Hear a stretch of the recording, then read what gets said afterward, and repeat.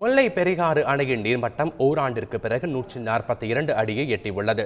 முல்லை பெரியாறு அணையின் நீர்பிடிப்பு பகுதிகளில் கடந்த சில நாட்களாக பெய்து வரும் கனமழை காரணமாக முல்லை பெரியாறு அணைக்கு நீர்வரத்து அதிகரித்தது. இதன் காரணமாக நேற்று மாலை முல்லை பெரியாறு அணையின் நீர்மட்டம் 142 அடியை எட்டியது. 142 அடி வரை நீர் தேக்கலாம் என்ற உச்சநீதிமன்றம் கடந்த ஆண்டு அளித்த தீர்ப்புக்கு பின்னர் இரண்டாவது முறையாக அணை 142 அடியை எட்டியுள்ளது குறிப்பிடத்தக்கது. இதனால் அணையிலிருந்து வினாடிக்கு 5000 கன அடி நீர் திறக்கப்பட்டு வருகிறது.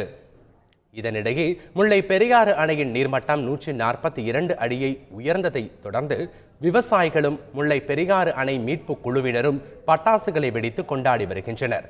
மேலும் அணையின் நீர்மட்டத்தை 152 அடியாக உயர்த்த தமிழக அரசு நடவடிக்கை எடுக்க வேண்டும் எனவும் அவர்கள் கோரிக்கை விடுத்துள்ளனர். முல்லை பெரியாறு அணையின் உறுதித்தன்மை தற்போது மீண்டும் நிரூபிக்கப்பட்டுள்ளதாக முல்லை பெரியாறு அணை மீட்பு குழுவினர் தெரிவித்துள்ளனர்.